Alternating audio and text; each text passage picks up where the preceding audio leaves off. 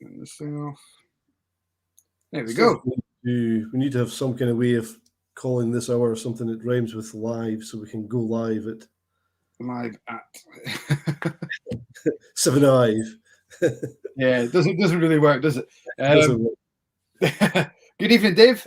First one on the YouTube tonight. Good evening to everyone else watching. Welcome along to another Blether with a focus this time. Yeah, no. Some structure.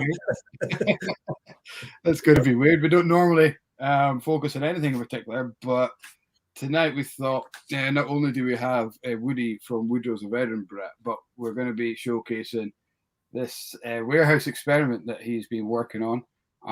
That got launched just the end of the last year, beginning of this year. I think we'll get Woody to confirm that. Absolutely. Those who watched us last week will know I classed Woodrow's as probably my favourite indie bottler of the year, just for what they've done in such a short space of time, and that Mortlach is just banging as well. So I'm really excited to. I haven't tried any of these. I don't know if you had a wee nose or a wee taste before tonight. No, I've just poured the first two into my glass just to kind of let them warm up a wee bit. But no, it's really exciting actually, and very different noses straight away from the first two. So yeah, so we can't really answer the question. Normally we ask each other what's in your glass tonight, and well, you'll just have to wait and see, guys. All will be revealed as we go along. Yeah. But guys, certainly at home, you tell us what you're what please drinking, and we can. So I'm using Tony's laptop tonight, and I've just had a notification come up saying that I need to send her a code. So she's obviously logging in on mine. So I just need to send her a quick picture to show the code. There we go, done. So yeah, let us know what's in your glass, guys. Hopefully it's a Woodrow's if you've got one. And you might have one of these packs at home. You might have already bought one, which would be really exciting to hear what you're thinking of them as well. Kat's on. She is enjoying your jumper. Thank you, Kat. Just to explain, a lot of people see this jumper and think, "What? Where's the E and the R gone?" Because they think it's a whiskey jumper. But Talisk are also a folk band, a folk group, and I'm sure Kat's aware of them. So this is my Talisk folk group T-shirt, not Talisk, missing the E and the R. Bloody good band as well. Bloody good band. They are, yeah, fantastic band.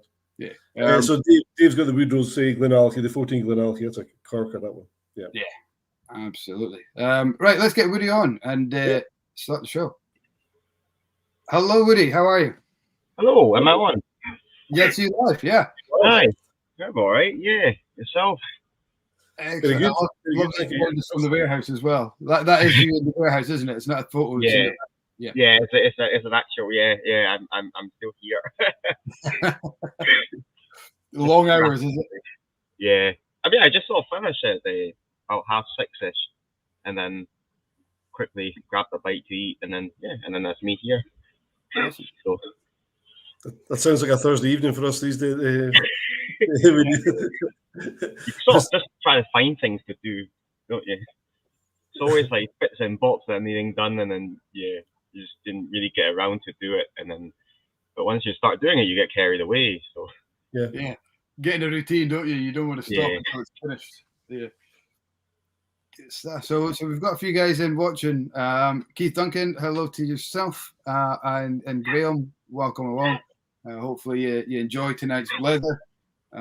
We have got Dave, as we said there, with the Woodrow's Glenallachie and Christmas cake as well. I bet you that's a great pairing. Oh gosh, yeah. I have no Christmas cake left. Christmas cake and a nice sherry dram. That's a match made in heaven. Yeah. Too rich. maybe a little bit. That's the Scottish palate. Christmas cake itself is like, oh.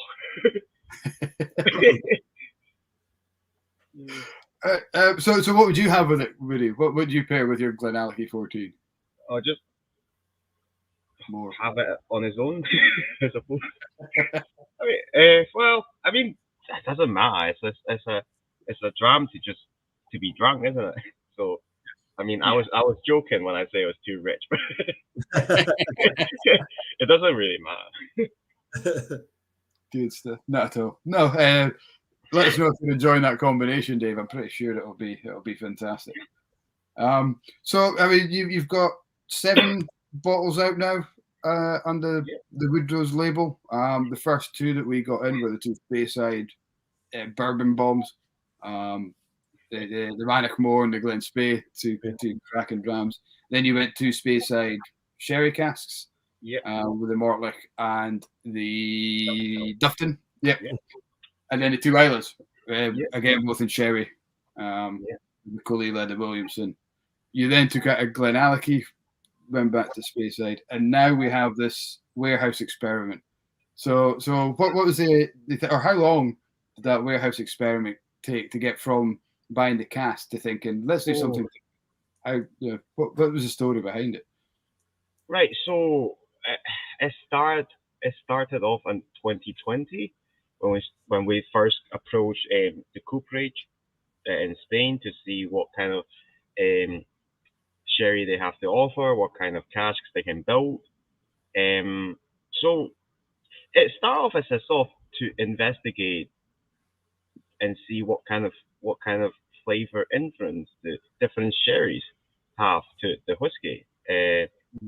And then went from there, and we tasted the wines. The cooperage has been very kind to send us the wine that they proposed, different ages. Like we got the 3-year-old, 4-year-old, and 7-year-old wine, like Oloroso wine, so and then from different bodegas as well. But the one thing that I think is very important is that, like, we call Oloroso sherry, but then there's Oloroso from the Montilla region, and they're not sherry, but they could just be as good as a sherry. Yeah. So okay, yeah. So that was also involved in the experiment as well. Maybe in a sense that it's 2 different regions, and 2 different sort of. They're both Oloroso and they're both PX, but they might have slightly different styles. So we bought the wine, we seasoned the casks, and then we finished the maturation. I think it was April. We finished the finishing period. I think it was April. Can't quite remember. And then we had to sort the dry goods, and that was the most challenging part.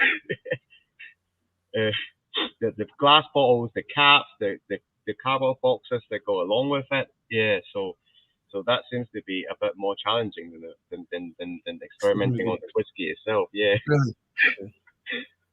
So am I right in thinking the Oloroso wine has to be called Oloroso wine just because it's not from Jerez? Not from a sherry triangle. That's right. Yeah. So that's why on the labels it said Oloroso wine rather than Oloroso sherry. Yeah.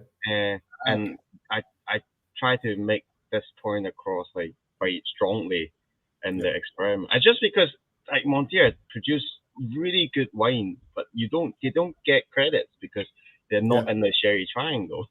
Yeah, and it's like champagne and things like that, isn't it? Yeah, and majority of the grapes, the Pedro Jimenez grapes they're used for the wine production, even in the sherry triangle, came from that region.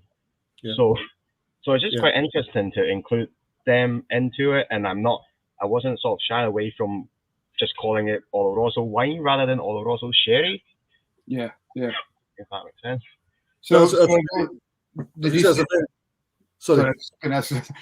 say the grapes were actually from Jerez, the Sherry Triangle? From the Montilla region. Right, so they didn't go. So they moved into Sherry Triangle to make sherry. Right. Yeah.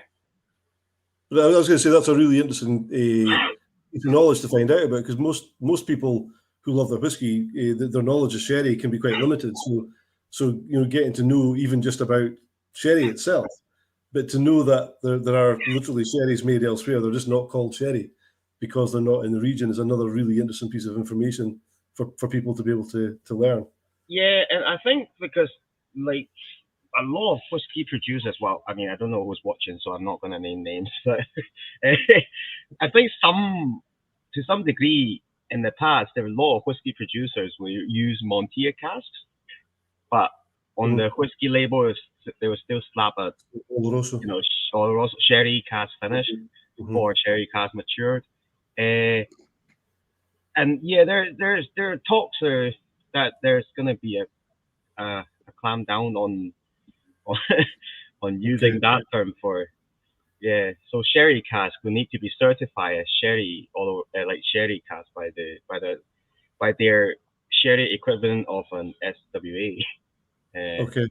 And so I think, and then all the big producers might start just buying sherry casks because that's a selling point, and then there might be a shortage of sherry casks. Who knows? For the small fish like us. That's interesting. That's very interesting. That's something I never really thought of either. So say a whiskey producer buys an Oloroso wine from Montilla, ages their whiskey in it. Could they simply say this is Oloroso casks? They could say that it's Oloroso, but they can't call it sherry cask. So sherry is the big term, that the main. So I wonder if there's a bit of smoke and mirrors going on about that with some, because obviously I would imagine that the term sherry holds a higher market value, buying power, so you'd be paying more for an Oloroso sherry than you would an Oloroso wine. Yeah, definitely. So most people know the term sherry, but Oloroso wine, people think that's the wine cask. So. Yeah, so there's nothing against using the term Oloroso. They wouldn't just be able to say, or be legally, they wouldn't have to say it's a wine cask. They could use the term Oloroso, but they just couldn't say sherry. Yeah, that's right. Yeah, that's interesting. I mean, it doesn't place a big it doesn't have a big impact on the sort of the higher end sort of whiskey enthusiast sort of markets, because we know the differences, but for sort of more where the volume goes, like China or Asia or airport or travel retails, then the word sherry means a lot more when you walk past. So I guess that's it. So this kit that we have 8 grams. Yeah. 4 of them are in American oak, 4 of them are in European oak. Yep. We've got 4 Oloroso and 4 PX. Yep. So not only are we getting to compare Oloroso with Pedro Jimenez, we're getting to compare the oak styles, and now you just threw that curveball in there by there's also Oloroso wine and there's Oloroso sherry. That's right. And PX wine and PX sherry. So that's kind of three comparisons in one there, isn't it? Yeah. So we try to make it as clam as many sort of different style in it as possible. Yeah. And I guess was that behind the so these come, guys, if you haven't seen the packs, these come in 200 ml bottles. So that's it's equivalent in, I think I worked it out when we're doing the online advert for it, about 2 1/3 full size bottles, 2.2. Yeah, so 1.6 liter. Yeah. So was that in the thinking here? These guys are going to have to completely geek out on this, and it's not just a case of comparing 2 different whiskies. There's so much more to that. So they can have a bigger sample. Yeah, you're not going to compare all that in a 25 ml net, are you? No. And it will take me a lot more time to bottle 25 ml. Yes. So, I mean, that plays a part as well. But yeah, we try to. That's why we put in 200 ml and just have it as a set. And individually, depends on what you like. They might be good. They might be. The thing is, when we started this experiment, we didn't know what the outcome was going to be like. So the first time when we tasted it, it was all right. Like, there weren't that much difference just between the 2 Oloroso sherry or the PX from different regions, and then at some point we tasted it again. We thought, oh no, they might be overaged, because they're small casks. But no, everything seems to be turned out okay. Good stuff. Yeah, and you're happy with the outcome? I think so. I think the main thing is not to make a really, really good whiskey, but it's to have enough differentiation to support our hypothesis that these variables will have impact on the whiskey itself. So that is the main goal. Whether the whiskey was good or not, it was sort of our secondary concern. Kind of a bonus. Yeah. So, in terms of using the words hypothesis and variables, is this are you looking to kind of study this academically? Not really. No. Okay. I mean, I could, but I mean, but that doesn't really, because it's not. I mean, I try to make everything as scientific as possible as for an experiment. But obviously there are going to have slight variables between the casks and so no is the answer. Yeah. More to get people's minds working rather than anything else. Yeah. Yeah.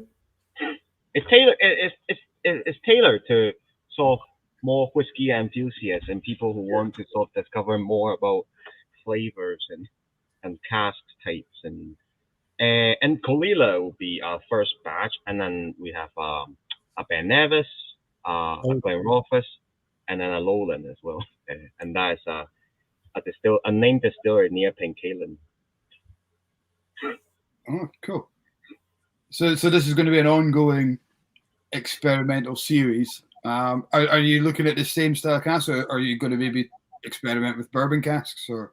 So they have been done. They're sitting in the jerry cans behind me. So just sort of put these out to see how it goes.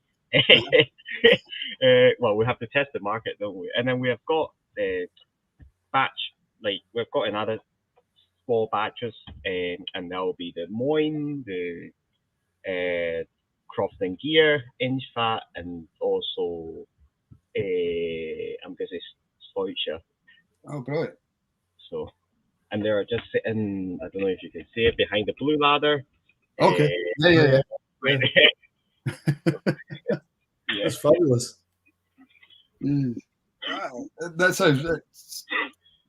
sounds great fun. I mean, what a take on just to be playing about with this kind of stuff is.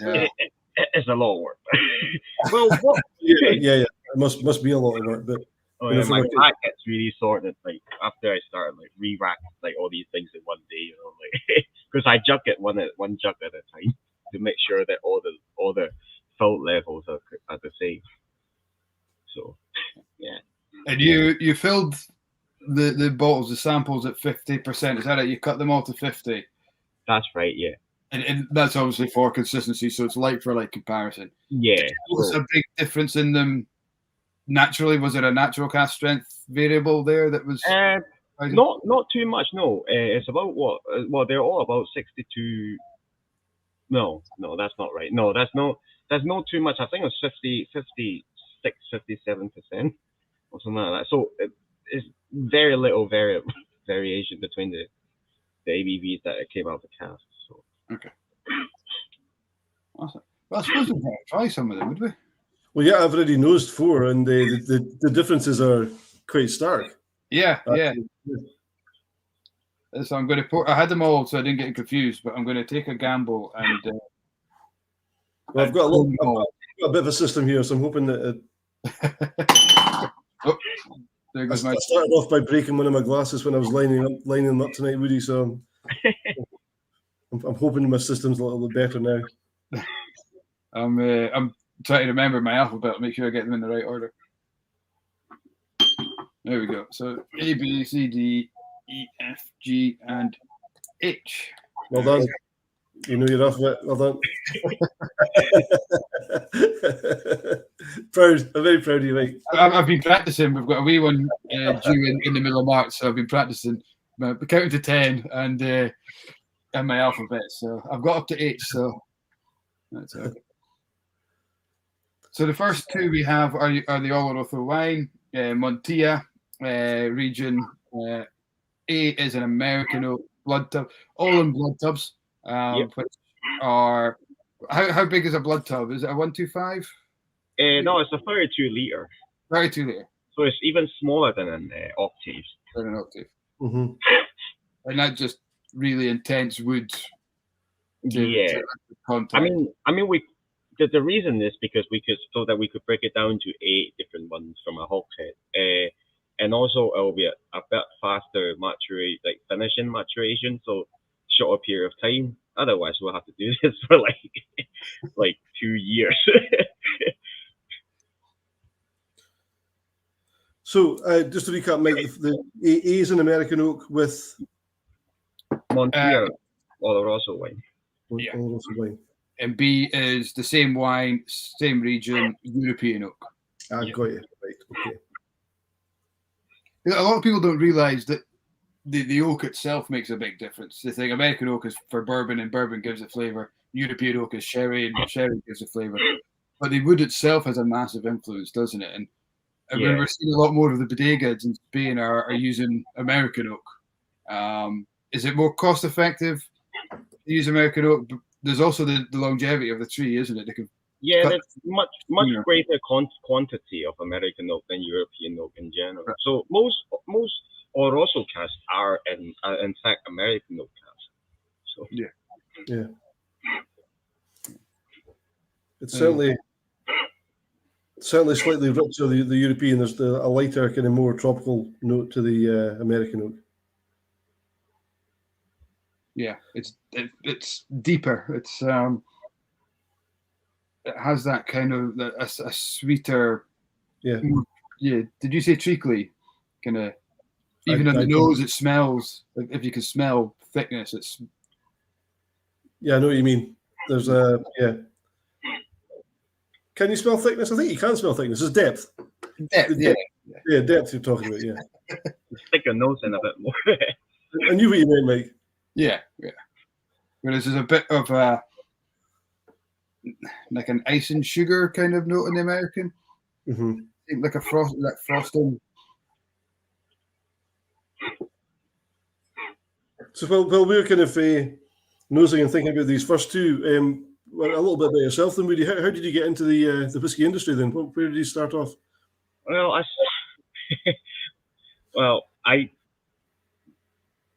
I came to Scotland in 2011, originally from Hong Kong, and I did an undergraduate degree at Edinburgh University, and I moved on and did a master degree in brewing and distilling, and so that's what got me into the industry. Yeah. I worked a little bit as a distiller. I started selling casks, and then we come across good casks, and that's really what sort of triggered me into turning it into a whole bottle. Selling it on. So what was it about whiskey that made you want to go and do your qualifications when you chose to go to uni and college? What was it about whiskey that made you want to do it? Well, I think that's a good question. I mean, I wasn't particularly good at being a scientist, so that's a no-go for me to continue my medical sciences route. Okay. And I mean, drinks, why not? So I guess that's what got me into the brewing distilling side. And I've got a friend that recommended me to give it a go because her brother did it, and it seems to be pretty good. So that's what got me into it.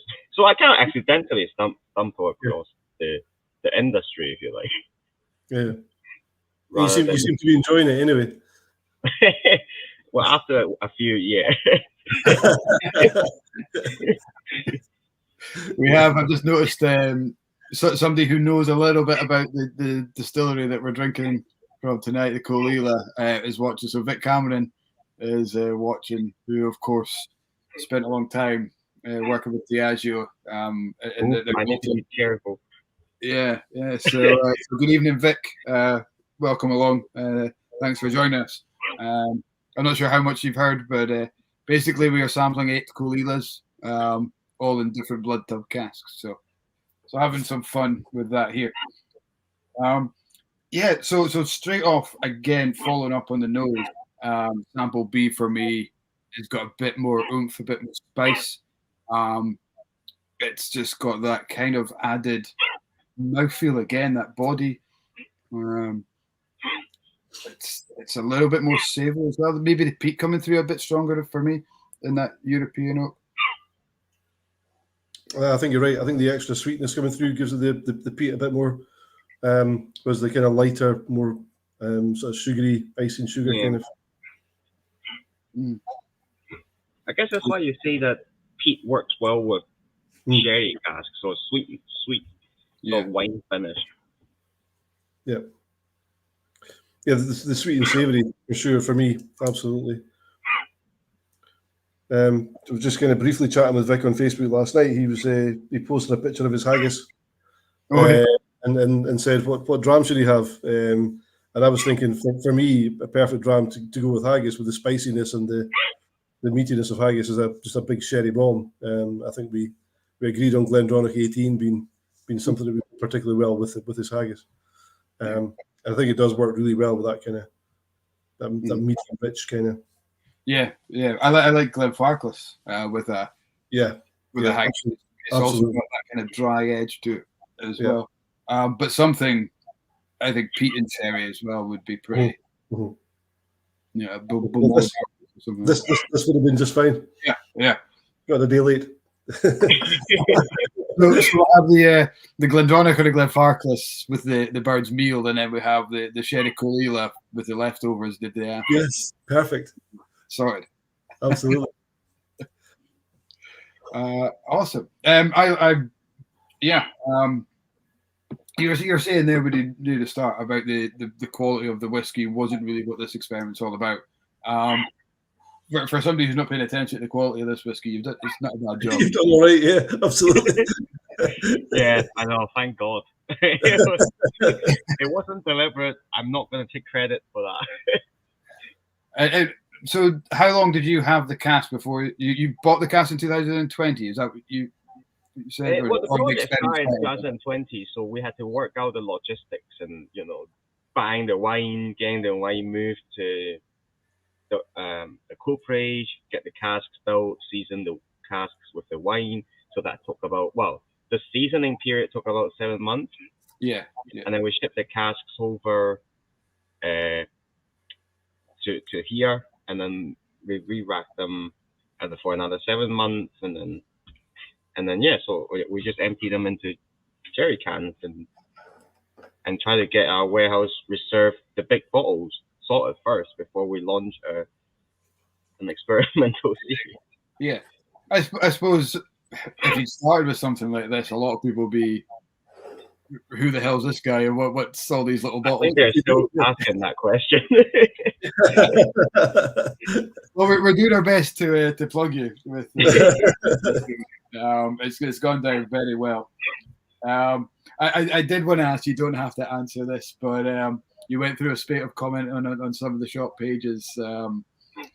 Inverurie don't think my whiskey's pish, and Perth shop don't think my whiskey's pish. I assume somebody has given you a review or something that you took umbrage to. Is that? Oh, right? No. I mean, that's my style of marketing. That's what I tell people. So. That's a good sense of humor there. That's what it is. Well, that's what I tell people. The thing is, I don't want to get people too hyped up for the whiskey and then go, oh, it's disappointed. So I undersell it a little bit, so they don't have too much expectation. That's how I deal with life in general. So I think there's something in there. If you prepare yourself for the worst, then things are going to be okay. So if you don't expect anything, you don't get disappointment. So that's my in life, and yeah, it's a good business model. And you were at Glasgow, the National Whisky Festival, weren't you, last week? Yeah. It was really good. It was the turnout was quite good. So good job on the guys that did the show. But then I mean, we spoke to the shop after. I don't think that the sales were that good, but again, it's January. It's it's all the bills coming in and all that. So I guess a lot of people going to the festival would have been bought tickets for Christmas present, and it was kind of like a chance to get out in the January when money. And it's all you can drink for like 40 quid. So so it's not it's not a bad deal, is it? And people didn't think my whiskey was piss, so that's a good thing. Well, some people commented on the price, but of the ticket. Oh no, the like my bottle of your bottle, yeah. You know what? I don't think you're bad price at all. Everything's kind of under £100 for a single cask, and they're all double figure ages. Yeah, and it's cask strength, so I mean, I could water it down, and the bottle will be a lot cheaper because I don't have to pay duty. I could produce more bottles. Yeah. So there's a bit of chat. There's a bit of chat going about in social media just now about prices, and I understand that because everybody's feeling the pinch and stuff.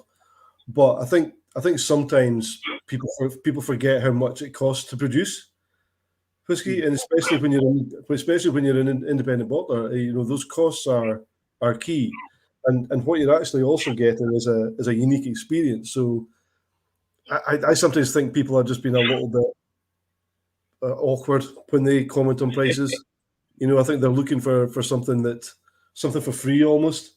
And I think sometimes people need to give themselves a wee bit of a shake.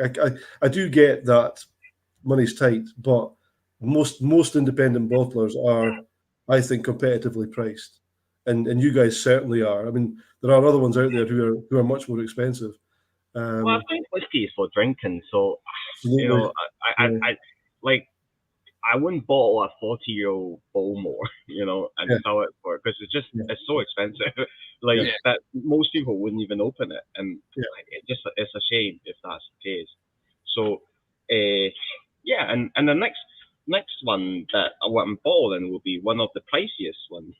That will come out probably in March. It'll be a 28-year-old Brace of Glenlivet.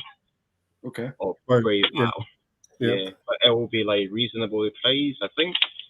Am I allowed to talk about prices? Yeah. Is that a thing? Well, hopefully we'll keep it under like £240. Right. Again, for a 28-year-old, I don't think people can really argue.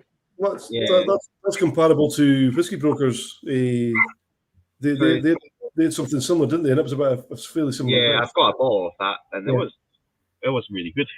Yeah. Yeah. No, I'm just trying to just put across that whiskey is for drinking. Absolutely. And there's just no I just don't like to see it sitting on a shelf unopened, really. Mm. Yeah. For sure. I've just moved on to the C and D. So where are we with C and D then? What's the? So the C and D is the next two Olorosos. These are Jerez Oloroso Sherry. I guess C is the American oak and D is the European oak. I should have been testing you out. Actually, I should have been asking you what they were. Let's see what counts. Maybe for the next two we'll get you to guess. I'll need to get your number, Woody, so I can just text you back and forth and you can give me the answers when they. That's a terrible thing to do to somebody. I mean, I tell the story about the Jim McEwen story about the 20 quid to the barman all the time. I don't know if you've heard that one. I don't know if the story is true or not, but I remember hearing a story. I think maybe Jim told it himself, did he? I think he told us in one of our chats with him, yeah. At the end of one of these huge tastings that he's done over the years, there was a couple of guys at the end of the night decided they would be clever, and they would say, Jim, we're going to get 3 whiskies from the bar. We want you to blind taste them and tell us what they are. And of course, Jim was thinking, for goodness sake, that's such a hard thing to do, and I'm tired. But he just played along. He said, no worries, guys. I'm just going to go to the toilet. I'll be back in a minute. You go and get the drams. So the guys went away to get drams. Jim went away to the toilet. And on the way back from the toilet, Jim went to the bar, slipped the barman 20 quid and said, what were those 3 drams you just poured for those guys? So, of course, he knew what they were. He knew what they were. And he went in and just kind of played the game and made them all think that he was this brilliant blind sampler that could identify any whiskey in the world. But, blind tasting is such a difficult thing, I think. Yeah, well, it's one of those things that you're not. It's no fun when you have to guess the right answer, is it? Yeah. Like if you just blind taste them, give your comments and give your opinions, that's fine. But when you try to when you try to give the right answer, then that's when the stress is on. And stress drinking is never really a good thing, is it? No, It's not what it's absolutely for. It's for relaxing with and enjoying. So Yeah. I didn't have any stress on. I remember we did a blind tasting online virtual event. It was during lockdown. I can't remember if it was 2020 or started 21. But there's a girl who's always on a chat from Norway, Charlie, and unfortunately her kit didn't arrive in time. So we had clues as you went. So there was 5 clues, and you got points for guessing depending on what clue you needed to get the point. And Charlie won, even though she didn't have any of the drams in front of her. She got off on all the clues. The guys who were sitting there drinking and tasting and nosing, they were like, "How can we not get this?" She slipped you a 20 quid. yeah. There was absolutely no cheating. She knew her stuff. She was maybe googling all the answers on the side, but yeah, you could see the guys who had the drinks in front of them were like, how she got that? It was good fun. The process of deduction she was doing, yeah. So what do you think of the C&D? It's almost the opposite for me. Whereas the American oak is smokier. It's got more of that smoky, almost like a honey glazed smoky bacon. And I'm getting less of the peat in the European one. Yeah, there's less fruitiness with the Jerez. Yeah, with the European, compared to the wine, the Oloroso wine. Was the original Hoggy, was that American oak as well? Yeah, it's just it's a refill hog, so there weren't that much like sort of wood characters and all that. Yeah, and we sort of deliberately pick a cask that's a bit like that to start with, so you've got sort of a better canvas to paint with. Yeah. You're almost trying to get as much of the distillery character rather than the wood character. Yeah. No, you're right. The peat's definitely not coming through quite so strong in D than B. Yeah. B's much more savoury, much more peaty. Yeah, that's what I find as well. The sort of the Montier region's wine seems to be, well, that particular one seems to be a bit more savoury in general than the Jerez one. Yeah, the Jerez is much sweeter. Yeah.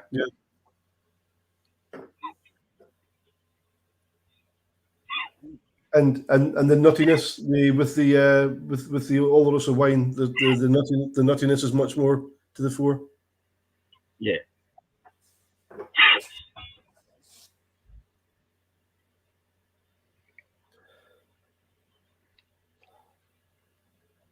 Oh, like that C for me is classic Caol Ila. Really? There's more of that cooked fruits, cooked apples, stewed fruit kind of note to it. It's a bit more distillery character coming through for me. The other 3, you can really get that sherry influence. I don't drink a lot of Caol Ila, so I would find the style hard to pick up. I know what you mean, that kind of lighter peat. It's a lovely note of sugared almonds off of A. Beautiful. Yeah, and I suppose going back, especially when we get into the PX, which I'm kind of forecasting is going to be much richer, sweeter. And we'll go back to A and B, and we'll get much more of that lighter, kind of dry, that nutty Oloroso, marzipan kind of taste it. I'm expecting, but we should never assume, because if you assume, you make an ass out of you and me. You and me, that's right, absolutely. As the saying goes. So let's not assume. Let's go into this blind. The one thing we never asked at the start of the night, Woody, was what have you got in your glass tonight, or are you You too busy working to have a dram? No, I've got a wee brace up when I live it here, so that's my. He's on the good stuff. He's on the expensive stuff. Yeah. Oh, the brace, great. Yeah, no, it's I'm just favouring it. No, it's a really good dram. I mean, it's got quite a lot to give, so that's why I picked it for. So, yeah, you can last forever. Yeah. And is that in a bourbon cask, or have you finished that in sherry? No, just a bourbon barrel. We try not to play around too much with it if the spirit's already good. Yeah. So, and to be honest, my favorite is always like bourbon casks. So, yeah, preaching to the choir. Like out of the range, Manachmore and Glenspey were my favorite. So. Yeah, I think that there's no hiding place in bourbon casks, is there? You need a good spirit. You can almost mask it in a sherry or a wine or a rum or whatever. Bourbon, especially a refill bourbon, there's what no are people trying to hide finishing spirits in the Surrey cask, isn't it? no, exactly.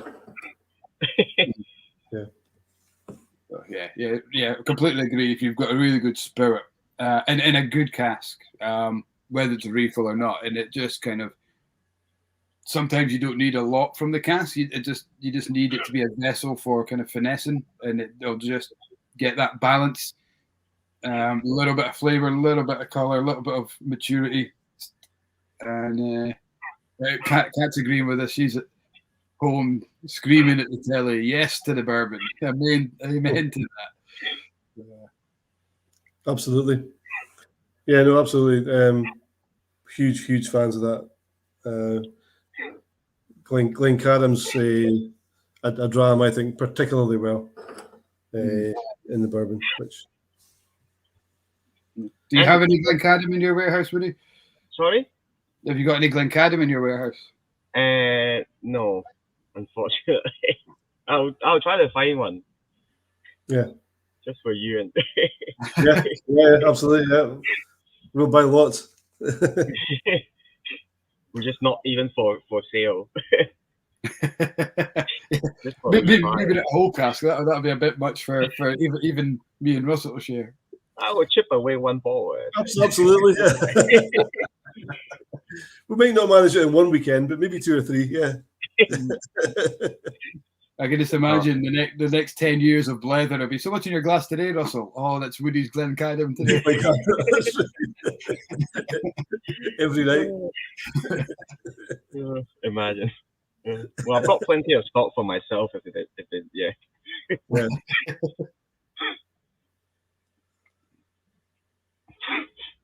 Yeah, I keep going back to C because it's for me. It's got that really nice Moorish. It's for me a lightly sherried peat whiskey, but yeah, the other three more of the savoury notes in the other three. That one's got kind of a fruity. So would you say you prefer American oak or European oak more than like American oak? Yeah. European oak for me can be a bit spicy. Straight off the bat, that's what I thought between A and B was that European oak was really, really spicy and filling. Maybe if they were both I'm probably speaking crap there. I was going to say maybe at natural cask, or maybe the opposite if it was cut down to maybe 46% or 43%. The alcohol wouldn't overpower that spice, wouldn't overpower, get more into the intricacies of the wood. But I think cask strength American for me all the way. Yeah, absolutely. Yeah, that's interesting. I think American oak is one of these at every level you can drink it all the time, whether it's 40% or whether it's cask strength. It's something you can just happily sit away with and enjoy. European oak for me, sometimes I can enjoy it, but sometimes it can be a bit of a challenge. And sometimes you find you're almost kind of fighting with it a little bit. You know, so you're not always friends for me, in my palate anyway. But American oak all the time, every day. Yeah. Don't get me wrong. tasted some absolutely fantastic European Oh, oaks. absolutely. But I think as well, in the general kind of world of whiskey drinkers, a lot of people think American oak, bourbon, European oak, sherry. Where we've already discussed, it's not always the case, and it's getting less and less of the case. Yeah, most sherry casks are American though. American, yeah. I did hear, and it's probably not true, but European oak is almost obsolete in the sherry triangle. A lot of European oak comes from Eastern Europe. Mm-hmm. So rather than the traditional, the French oak, or you'd be looking at the Serbia oak, or the sort of Eastern European region. So yeah, but in terms of quantity, obviously American oak's a lot, like there's a lot more supply of American oak than European. And is that true for the bodegas themselves and for their drinking sherry?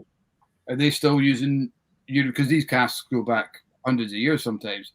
Would that be more European oak, or is it the seasoning side of things that the American oak is more popular?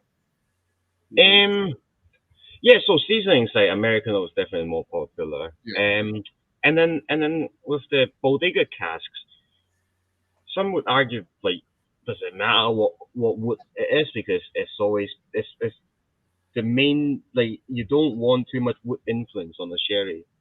So whether it's made of American oak or European oak don't really matter that much. Right. It becomes a vessel for the sherry rather than actively imparting sort of American oak characters or European oak characters into the sherry. But yeah, I mean, older sherry casks tend to be European oak. So. Mm-hmm. Mm-hmm. Mm-hmm. Yeah. We've got Hamish Malcolm joining us from Inverness on Facebook. Good evening, Hamish. Welcome along. Hope you're enjoying your night. So I've just had a wee nose of E and F, and already it's a big difference. Yeah. Very big difference. I think that the PX tend to amplify the European notes. Mm-hmm. Mm-hmm. Yeah, it's really quite sharp. I'm not sure about you, Russell. Both of them for me, very muted smokiness. Mm-hmm. Yeah. Really down into that very light cigar leaf kind of.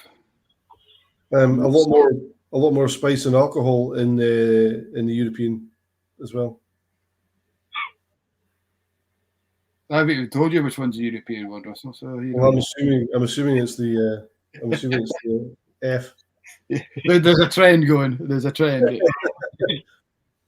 Well, anyway, F is definitely whatever it is. It's definitely harsher. It's definitely harsher on the nose.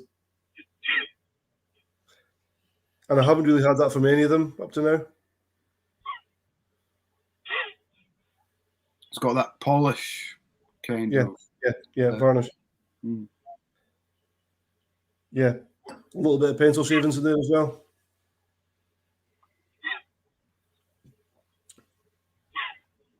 Much sweeter.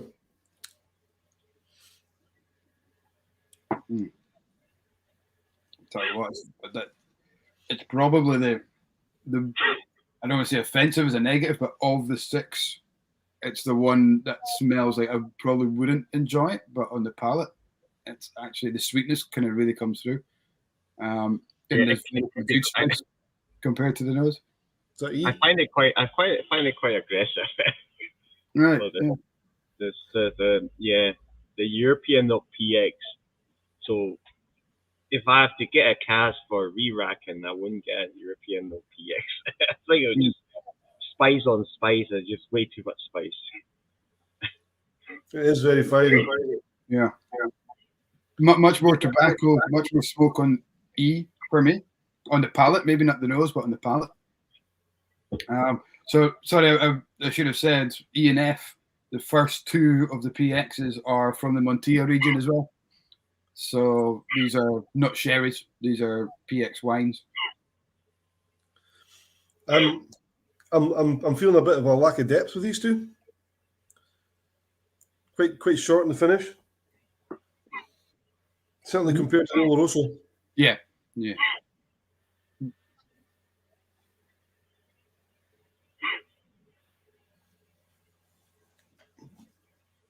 I mean, of what I've had so far, definitely my two least favourite of the six so far. I think I'd find it hard to separate the first four in terms of enjoyment. I love A. I love A, but there's so much bourbon coming through. There's so much American oak coming through in this that it's playing with my. There's even a wee bit of ice cream soda in there. Going back to A. Going back to A, yeah. Which you know how much I love that. Yeah, I thought that might happen. Where it's probably, twofold: the time in the glass, being able to open up, but also as we get more richer, kind of sherry. It's a little bit like that. What was it? Smokehead did that Coca-Cola with peated. Oh, the pre-mixed, which is quite disgusting when you first start drinking it, but it gets better as you get into the can. By the time you finish the can, you kind of want a second one, because it's quite nice. I can imagine this first one being American ice cream soda mixed with a peated whiskey. That's what I say about Woodrow's bottling. Is that it tastes horrible at the beginning, but then the more you drink, the better it is. I was talking about smoke. When you get to the bottom. Yeah, the last drop is always the best. Yeah. Exactly. I wouldn't say that about your bottles at all. Not at all. I'm a big fan. Yeah, absolutely. I was definitely talking about the Smokehead Coke, not Woodrow's whiskey. So we've got Tobias has just put on a recipe. There's a link for you guys on the BBC Good Food recipe, hot toddy. He said, this is for tan. Use a Lafroig for maximum effect. So there's one to have a look at later on. I'll take a note of that. Yeah. I do love a hot toddy. No. Let me write it down. Sorry? Let me just write it down real quick. Yeah. bbcgoodfood.com/recipes/toddy/amp. I tell you what, G and H straight away much better than E and F. I'm enjoying these. E and H better than G and H. G and H better than E and F. Yeah. So this is the Jerez PX.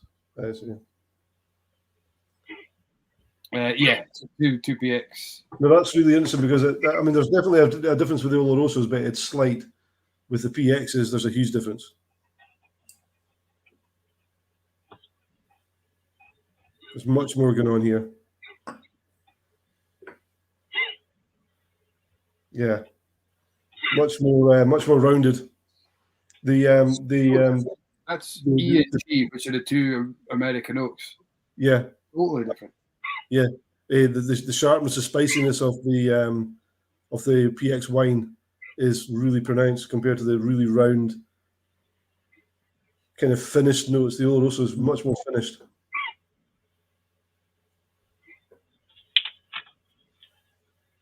Yeah, that's really interesting. I definitely didn't pick up that contrast in such a large way with the Oloroso. The Oloroso were much closer together.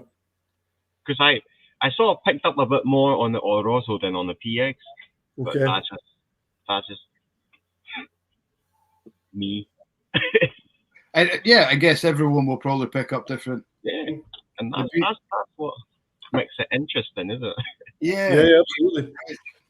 It's when Russell was asking if you're going to do anything academic with this. It's almost impossible to do something like that, isn't it? Because, well, I mean, I could just do what most scientists in the brewing distilling industries do, and just put everything through a mass spectrometer and come up with different esters. And well, I don't know if there's any of my old classmates watching this. Put it through mass spectrometer, come up with all these different esters and elements and different fatty acid groups, and then you quantify them and write a paper.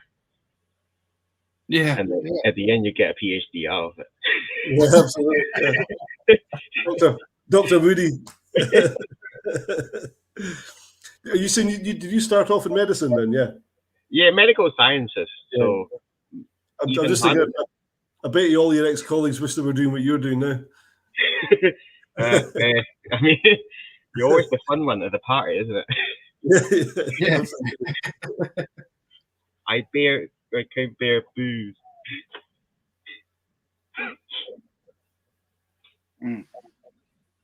Oh, that H. Yeah. I haven't tried it. Just enjoying the nose.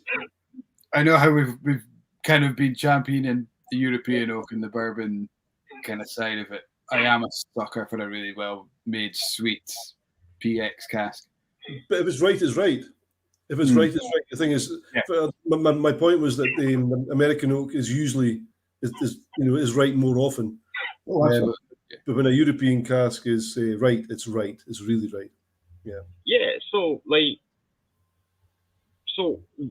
according to sort of what you've just said, then would it not be quite important for, say, an independent bottler when it comes to re-racking, when it comes to choosing casks? Yeah. It's not just any PX wine or any oak type, right? So where the sherry was made that was used to season the cask seemed to be playing a part. Yeah. And so that's just a thought. So it also gives me a bit more, gives me a better idea of what to look out for, if that makes sense, rather than just go, here comes some Oloroso sherry cask or a PX sherry cask. You want to take them. You want to ask more information about it, then just going in blind and just go, I'll plonk like all these stuff in and see what happens. So I mean, I do that. We're also just talking about Oloroso and PX. I mean, there's a whole load of other sherry types. Yeah. To think about as well. I mean, are you interested in some of the other sort of range of Alacortado or Amontillado? I'm interested in the char level of the casks, and I'm interested in sort of oxidation rate of the throat level of the whiskey in a sherry cask. Because what I've found with that Glenallachie that I've bought, so the cask that I've got was half full, right? And my pals at Glenmore, they bottled a sister cask of it as a 13-year-old, and it's a full cask. And it was very, very different. They were very, very different. So that got me thinking, also because of the oxygen, the air inside the casks that creates sort of an oxidation effects, just like, you know how you have a bottle whiskey that's finishing or sherry whiskey, and then halfway through the flavors start to change because you have more airspace in the bottle. So would that same effect taking place inside a cask? And does that mean next time when I season it, when I finish a whiskey, should I leave a bit of airspace, head space inside the cask, not fill it all the way up to the rim? So it's sort of something that I'll be quite interested in looking into. Cool. Sorry about the really boring chat. Well, that's absolutely not the boring chat. That's the proper. That's the thinking chat. That's the one where you're going, That's the kind of stuff you lie in bed at night thinking about. You know. Or is it just me? Yeah. Do we think that a really heavily sherried bottle of whiskey, halfway through the flavor does start to change, even in the same bottle? Come back to it, So, but people have a thing about the neck pour as well, don't they? That, Well, the perfect example for me was I bought was one of my Christmas drams this year. I was lucky that when I went to Glenallachie, we were up with a tour group, so I was just kind of hanging about waiting for them to finish the tour, and I spotted a bottle of 18-year-old in the shop. Now, they're not that easy to find, and it was actually a reasonable price as well. And I thought, I'll have that. That'll do me for one of my Christmas drams. So I tried them early December before I kind of had them for Christmas. And the first pour, I mean, I love Glenallachie, I love Billy Walker, I love everything about it. But the first pour out of that 18-year-old, the nose on it was absolutely rancid. Yeah. It was so sulphury. I thought, oh my God, this is terrible.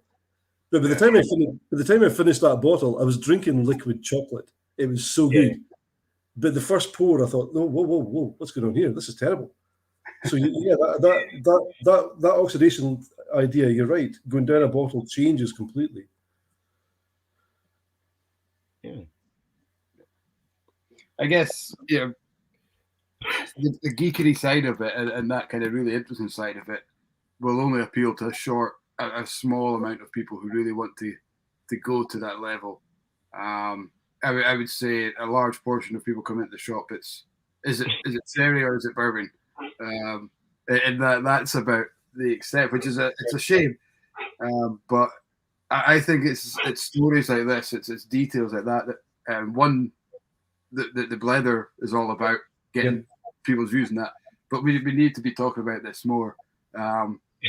Why whiskies are different and why it's not just two different types of wood. All these kind of little details make such a massive difference.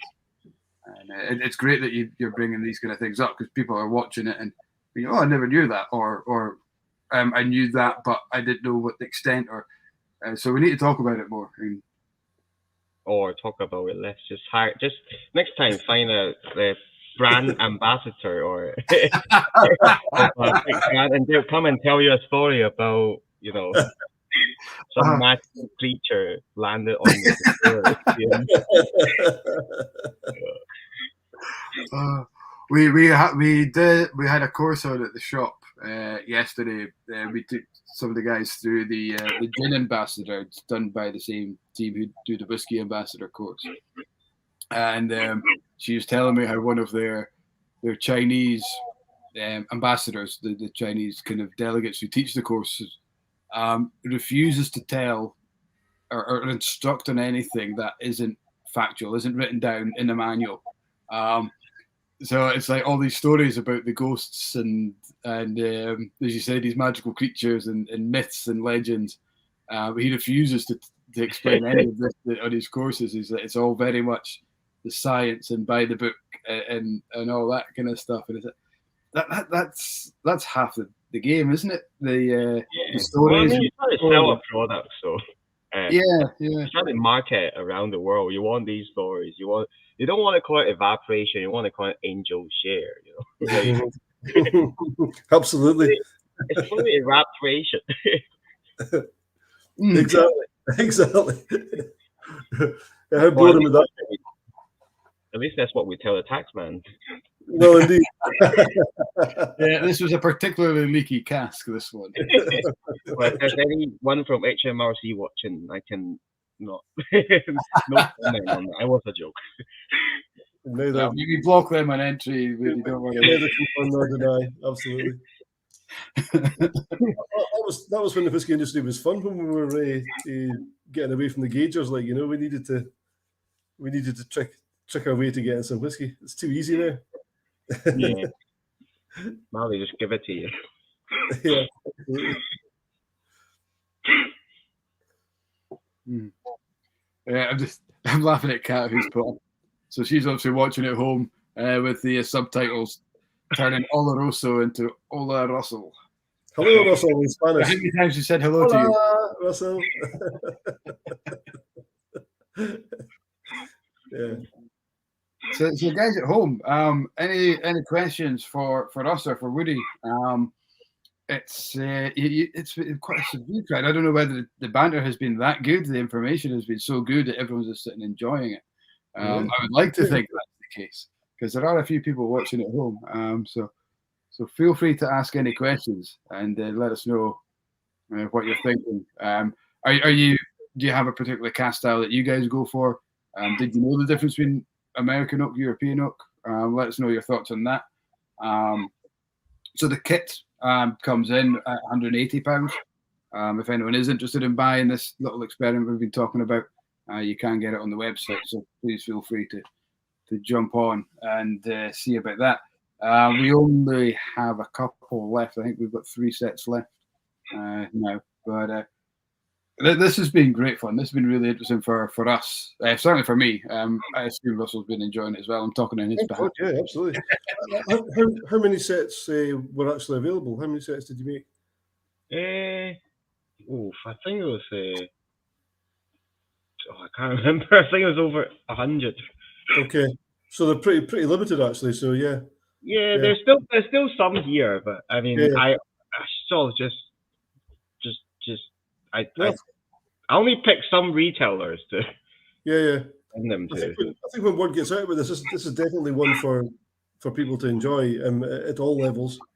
Even if you're just getting into whiskey, this is a really good way of just discovering different flavors as well, not just for the geeks, for sure. Yeah. Did you mention how much they come in at, Mike? £180, yeah. Which I think for 2 1/3 bottles of single cask Caol Ila in sherry, I think it's pretty good. And a bit of knowledge and a bit of fun to actually be able to try and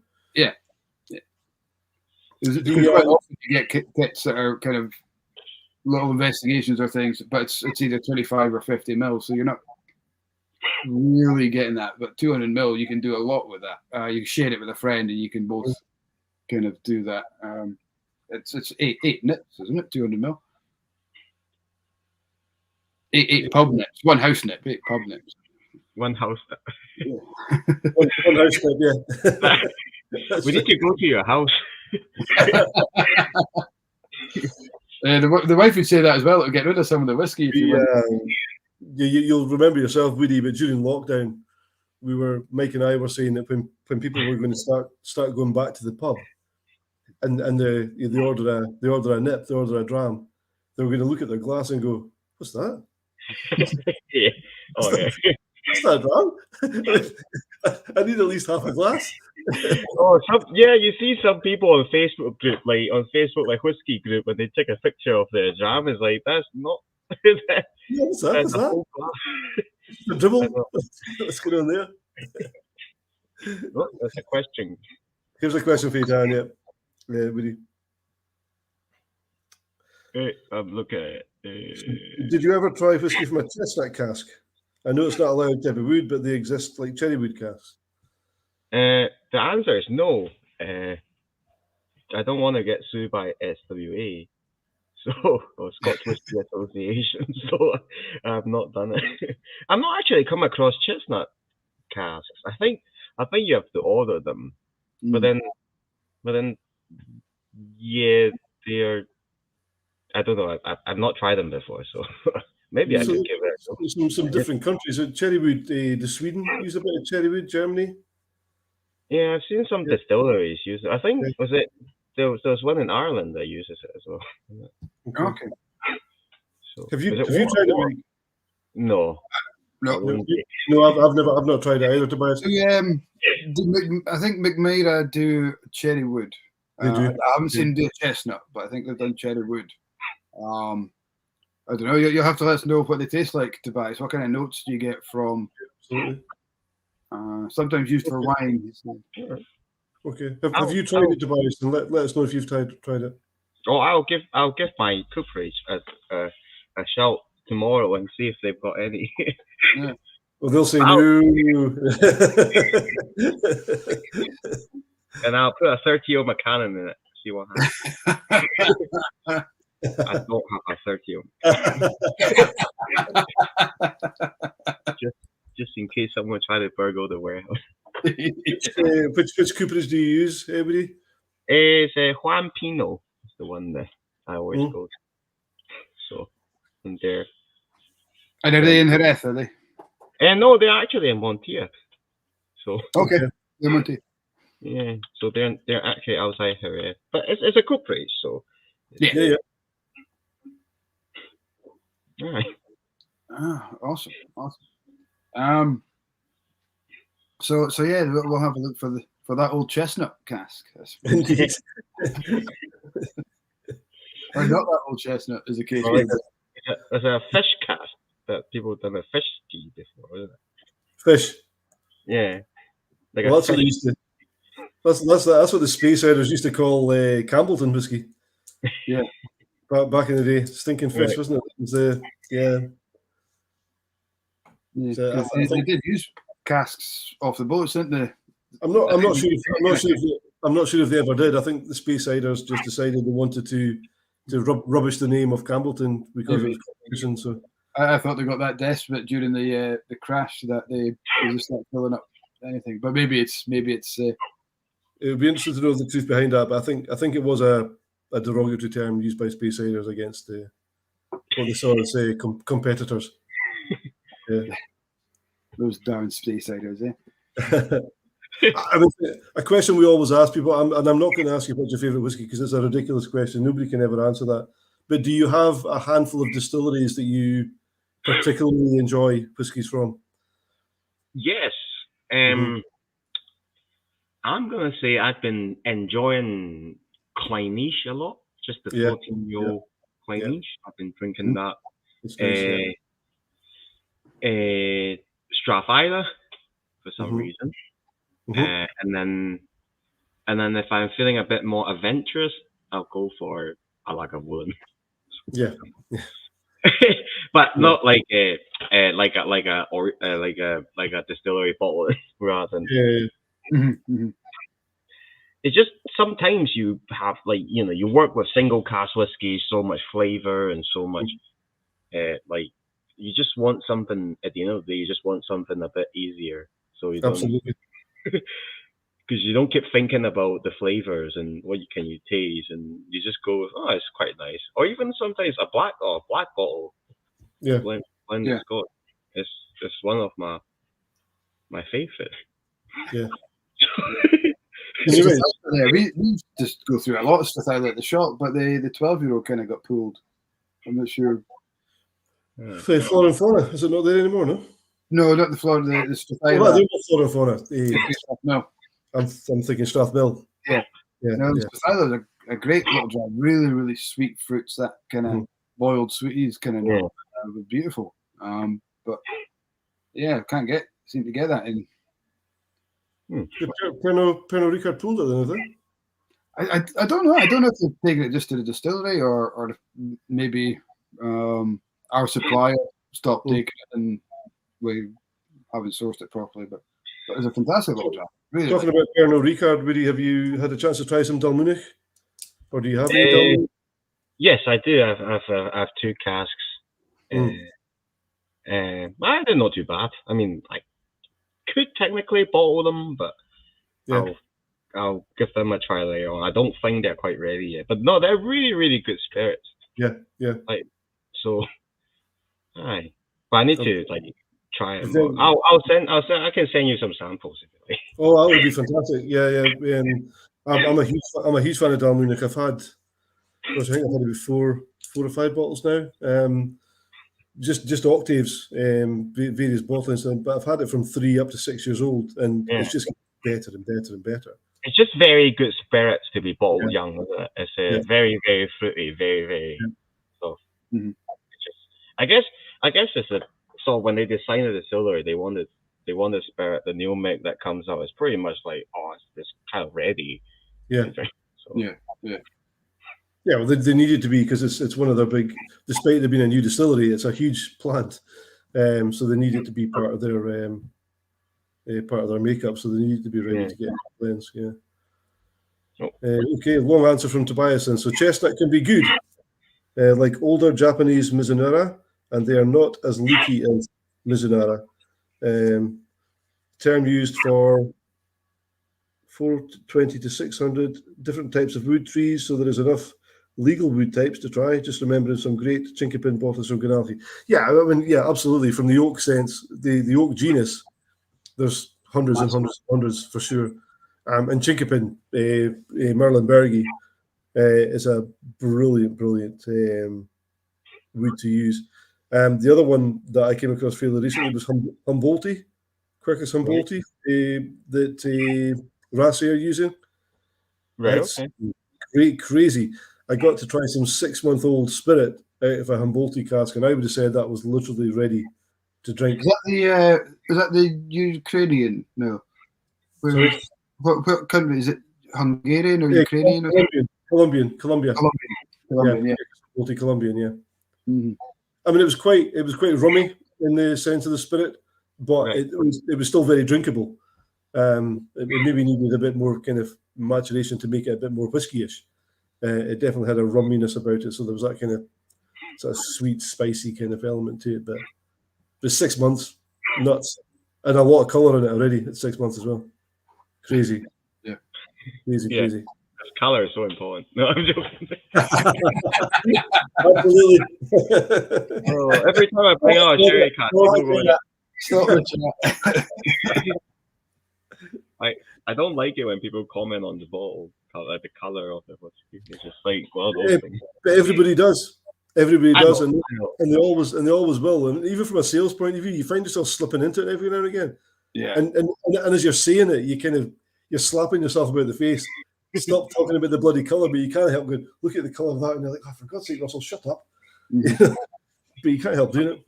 Yeah, it's sex sells, doesn't it? It's yeah, literally colour sells. I mean, I guess it's up there with something like the single malt market, where people champion it so much that it's ingrained into you, and now people are like, oh, blends are crap, because I've been told for 40 years that single malts are great. Dark whiskies are better because they're older and richer. And I believe that because it's what I've been told for the last 40 years. Absolutely. It's absolutely not the case. Sometimes it is. Sometimes the darkest whiskies will be great, but it doesn't mean that you can't enjoy something that's the colour of straw. Or, Aye. Or like So- even like Palo Catardo sometimes can be really, really pale, or Manzanilla, it can be really, really pale, but you get a lot of nuttiness and a lot of sweetness that comes from that. Yeah. So, Well, so exactly. If you've got a whiskey with a pheno finish, you're looking at quite a light coloured whiskey, but it's a sherry cask. yeah. And people come into the shop and say, I want a sherry whiskey, and you say, oh, this is a Kilhoman finished in pheno, it's sherry, and they're like, that's not sherry. It's too light. It is. But talking about blends, is that something that you're looking to do at some point? We've done a wee blend for Cork and Cask in Edinburgh, but it's only like a wee blood top that we just sort of put like a few things together. But yeah, definitely, I'm interested in, and we've been doing some blending for other people. But yeah, I'm definitely interested in doing some blending for Woodrows. But the problem is that casks are very expensive just now. Yeah. So they like right now, it's a lot more expensive than what it is 2 years ago, and that's for single malt. So if I get these single malt and then put them in a blend, then yeah, it wouldn't work. It wouldn't even work as a single malt when the price when it comes in the bottle. So let alone put it in a blend. So we have to wait until maybe the cask market died down a little bit. Yeah. Before doing some blend. Yeah. Yeah, I've got casks that used to be like, $3-4 and now it's like $18 a cask. 18. Yeah. 18. So, yeah, 1-8, yeah. So it went from like 3.5 to $18 and like a year and a half. Holy shit. That's the prices that we have to deal with. Well, if you know what you're doing, you can navigate through these like treacherous water, but it's still difficult because like there are a lot of whiskey investment companies coming up with lots of money from sort of retail investors, and they come in, they're willing to pay way over the odds for the casks. So if you're a cask seller, why not? You can sell this cask for a lot more money to these guys. Yeah. And so I have an independent bottler who has to go, right, I'm going to put it in a bottle, so, and everyone needs their margin, and it needs to be affordable when it gets out.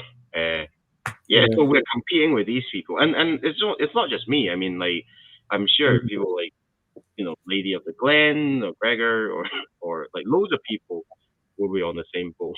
Yeah. And they're fine, like they're fine. They've got loads of casks in their inventory, and they've got like direct relationship with distilleries, so they're fine. But people like us, we're like just paddling. Yeah. But it just shows you how important it is for customers to support guys like you, because the stuff that you're producing is different. It's stuff that we need, and as a consumer, you want to have that variety. So, guys out there, it's really, really important to support the indies. Yeah. Well, I mean, I'm not going to say support me, please, but well, we will happily say that. Don't worry. For just £1 a month. You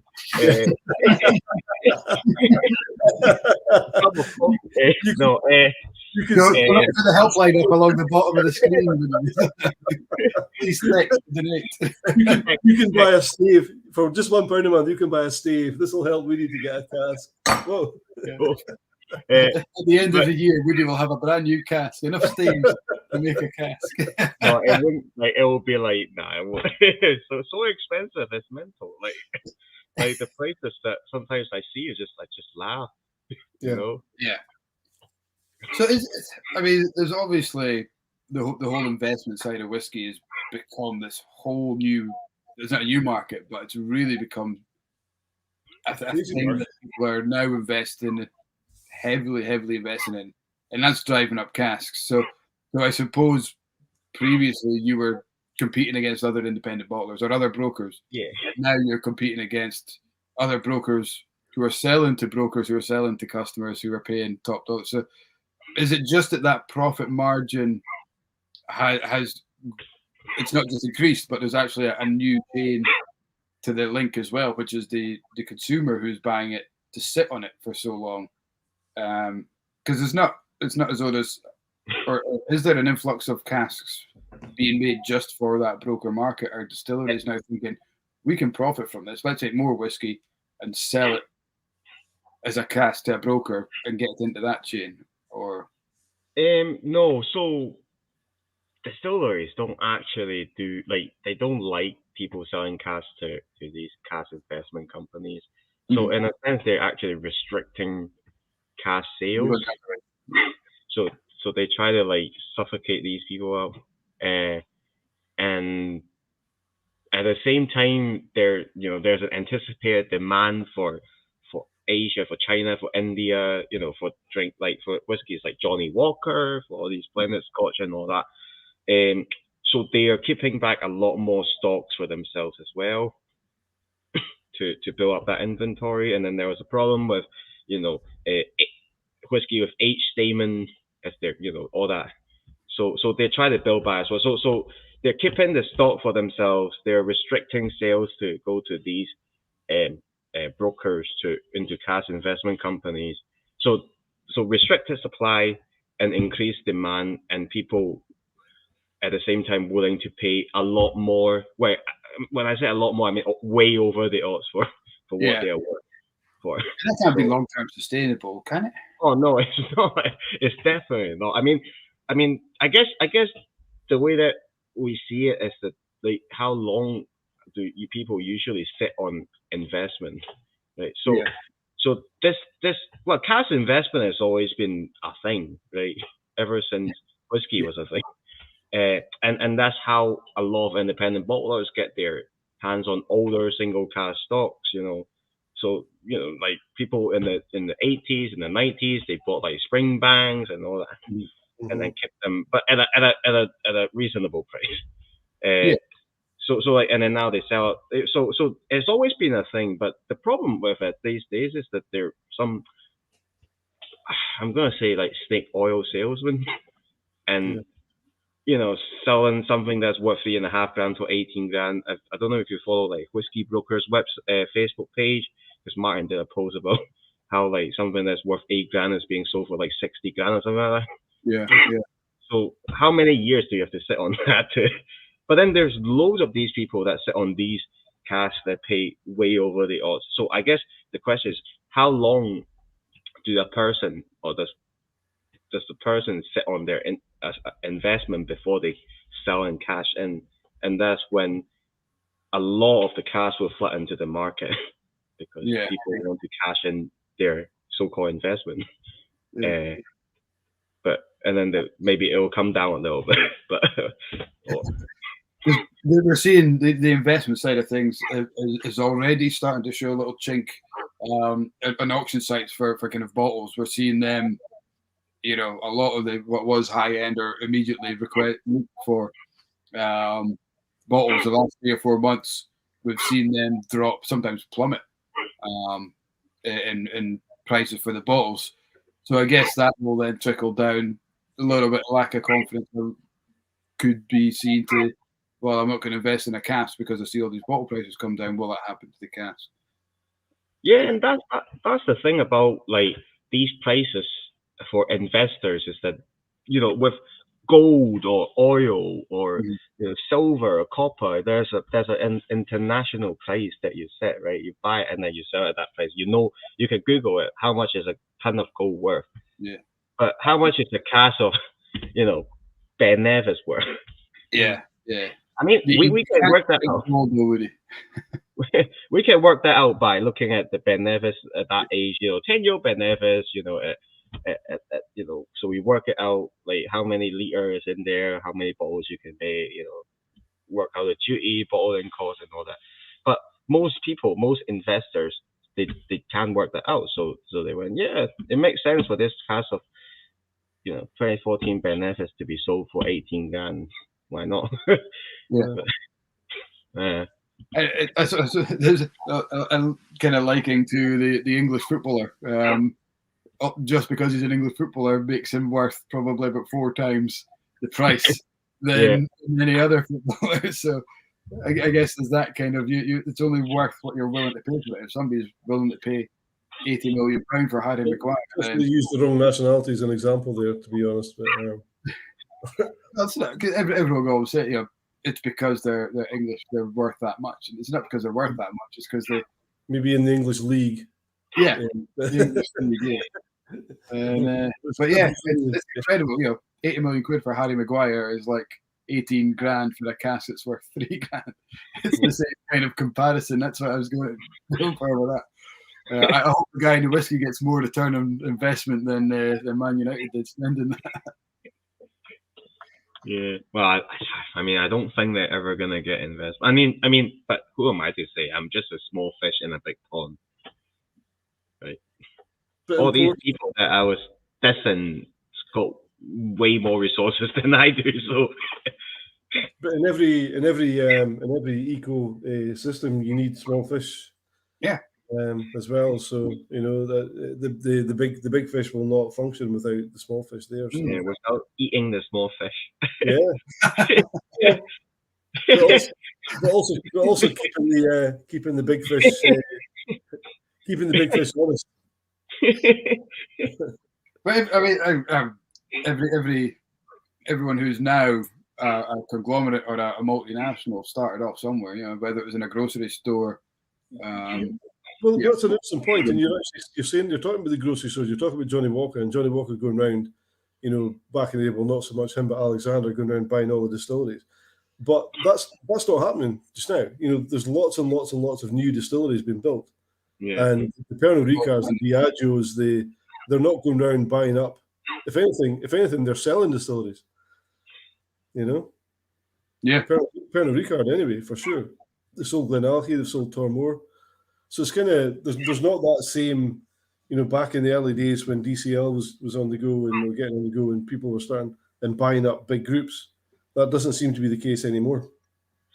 Yeah, but then I think a lot of sales condition of distilleries that you have to supply them with liquid. So like Tormore was sold, but you have to supply Pinot Ricard 2/3 of your production. So, and then it probably doesn't come with all the old stock neither. Yeah. So you have no old stock to bottle, but all the tomorrow's whiskey has to go to them as well. So essentially, you bought the distillery, but you just work for them. Yeah. There potentially is that. I know when Billy Walker bought Glenallachie, there was a deal that there was a certain amount of the old stock went or had to be kept for Chivas or Ballantines or whatever blends.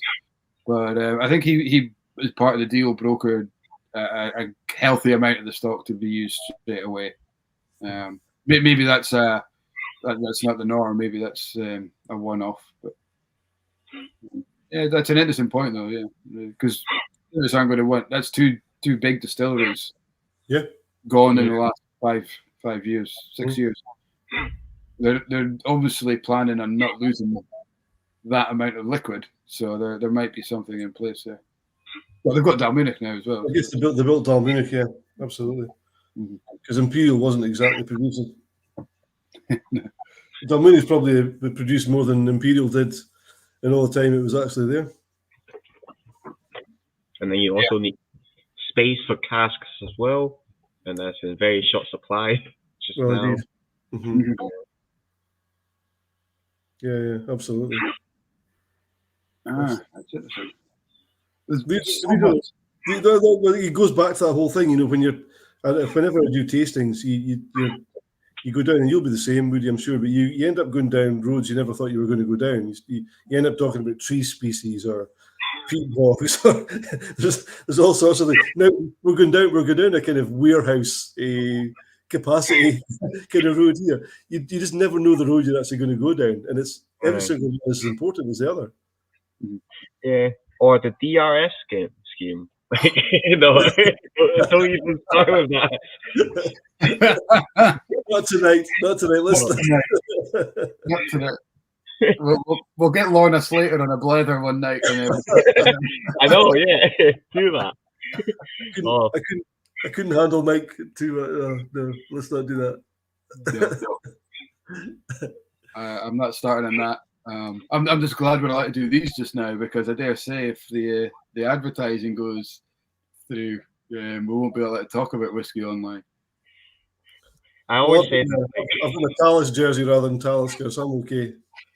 I always say, like, for my labels, it'll be an upgrade if it goes up to a blank label. You're almost there anyway. Exactly. A lot of details with no minimum branding. Yeah, it's. I mean, I suppose a plus side to it would be that you're not spending 10 grand on a bottle of whiskey when £8,000 is because it's in a elite glass.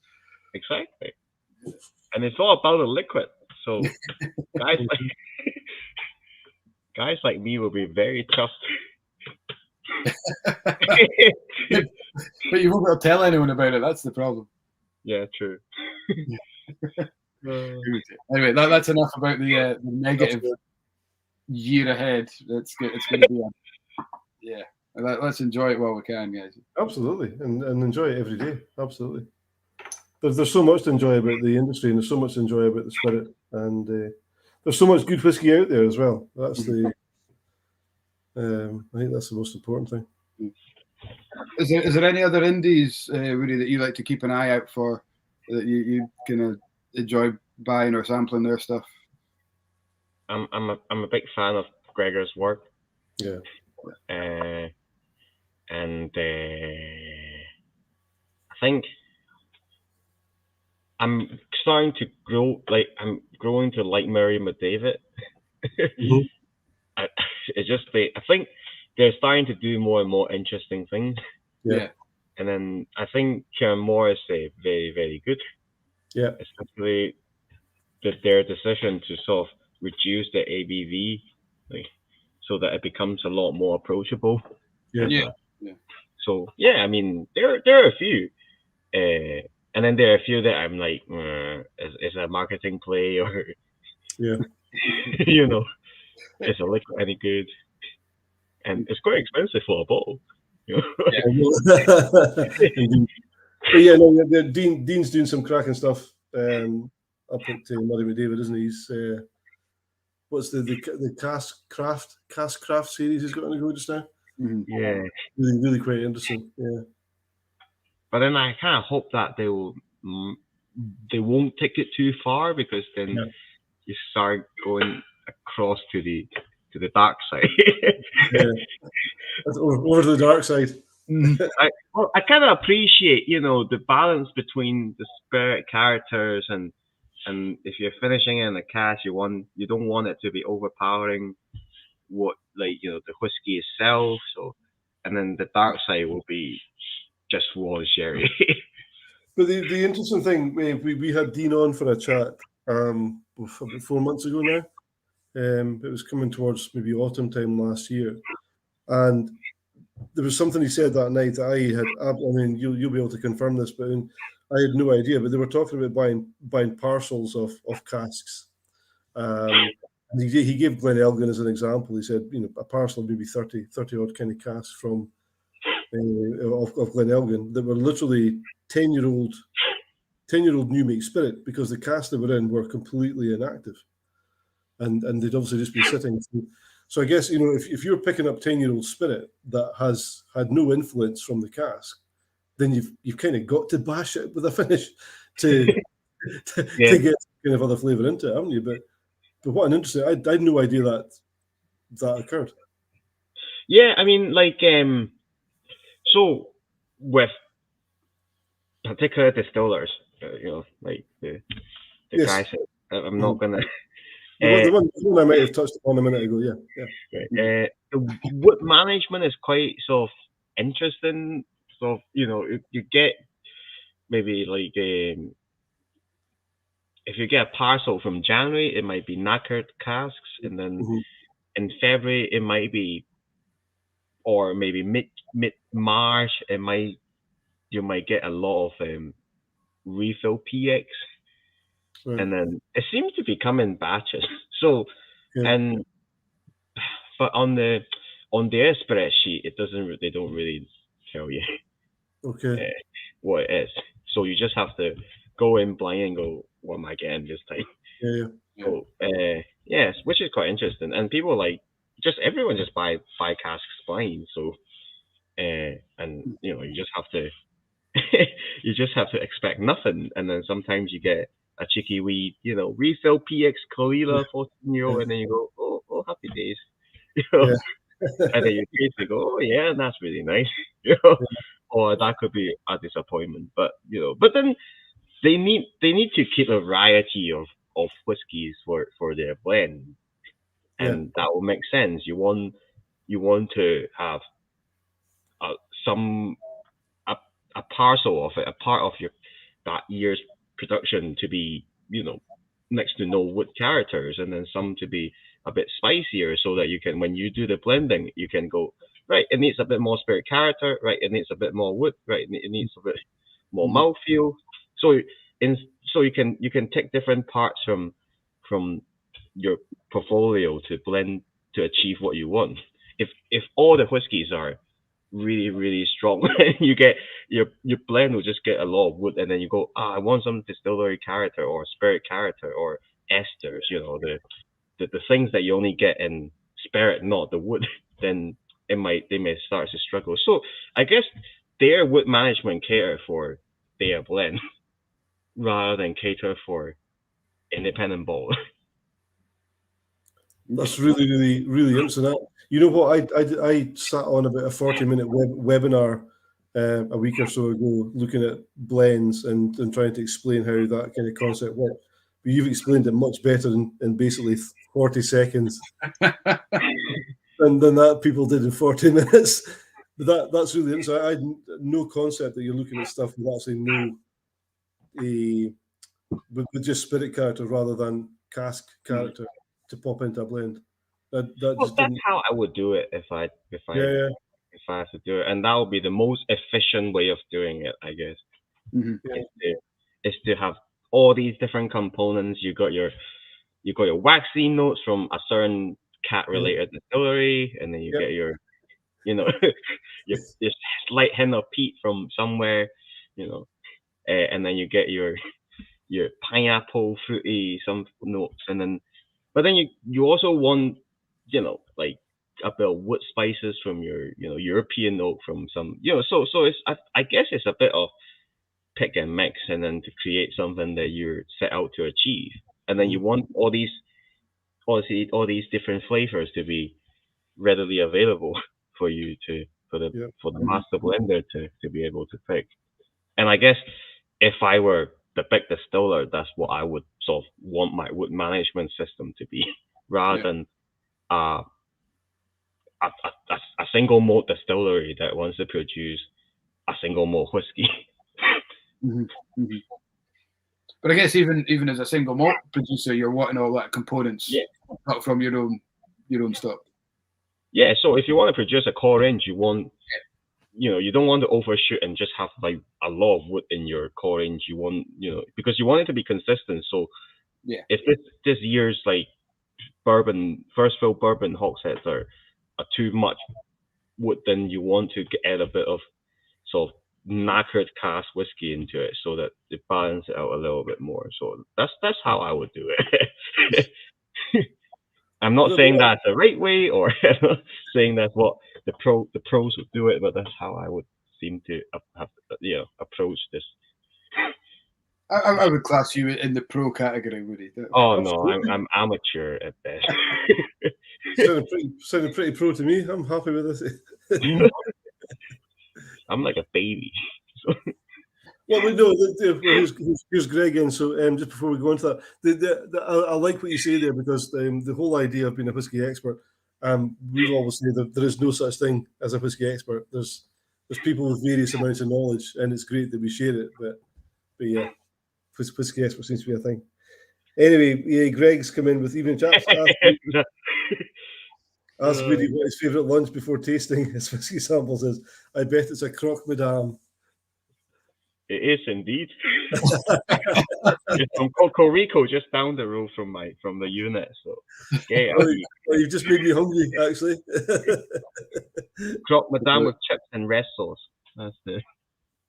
Anyway. Good evening, Greg. Thanks for coming in. and nothing wrong with your question, Greg, but of more interest just in this kind of sensible conversation we're having for a minute here. Lovely to see you, Greg. So as an independent bottler, do you try the cask before buying from the distillery? And no. Yeah, that was the answer I thought, yeah. No. It's very much a leap of faith, isn't it? Yeah. Oh, big time. It's like one of those things that, and then because like it takes so long to get a sample drawn as well, so like the lead time. So we had to look at for the shop buying a couple of casks, or it was more cask ends, I suppose, that weren't using the full run, just to dabble in it. And it was like I quite like the idea of this one and this one and this one. Can we get samples? And they're like, well, we'll send you samples, but by the time we get to you, the cask could be gone. Yeah. Sure enough. Oh, I really like this Lafroig. Yeah, it's gone. Okay. Yeah. Especially where the prices is okay. It's like you just go and you just like, invoice me, please. I'll pay like right now. Yeah. And is it easy to move that on if it's not quite as good as you hoped, or would you nurture that and finish it yourself and try and develop it rather than moving it on? So you get both. Like, I'm quite picky with what I put in the bottle, right? So there are some, but so there are some stuff that I know that will be good enough for some of my customers, and yeah, I'll give them a sample, see if they like it or not. If they don't like it, then yeah, I'll try to like think of ways to sort of make it better. Essentially, it doesn't necessarily need to be a sherry finish. It could be just a more active hockey bourbon hogshead. So I mean, what you need is patience. A lot of it. To look after the casks and respect the spirits, I guess. So yeah, I mean, you could. I mean, the easiest way is to plonk it into a sherry cask and just put the keys, lock it up and put the keys away, and come back a year time and go, oh, look at the color of that. That will sell. I can barely taste the whiskey. It's all sherry. But at the end of the day, you have to respect the spirit. You have to respect the product. I think that is the main thing. Yeah, absolutely. I'm still just smelling it and sipping away at these. It's incredible how just in that. Well, we've been on an hour and 40 minutes. The change in them from pouring them to now. That I think A, C, and H would probably be my top three. A for sure for me. And I think it. Although I've got a wee drop of D left here, it's pretty good. Oh, you've got the D, have you? Mm-hmm. It's coming to me. Yeah. That's real mature, Mike. I never said anything about being mature on our Blethers. We ask questions, we talk, we drink whiskey. We regularly speak pish. Yeah.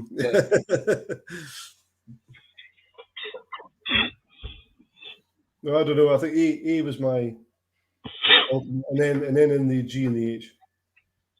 Yeah, you need to get Greg on onto the show at some point. He's got loads of lovely sherry casks. Greg's on the list. We've hunted him down. Yeah. If he's still watching, Greg, just send us the samples of anything you want us to taste. Exactly.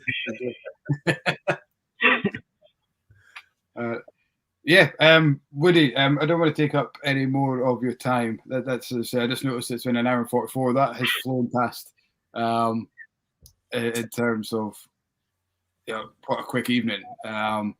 I hope I didn't make it too painful for you. Not at all. Not at all. Absolutely wonderful, really fantastic. And what Mike has said is fantastic. The quickest hour and 46 minutes I think I can remember on any of our Blethers. So we can certainly do this again. We can certainly chat again for sure.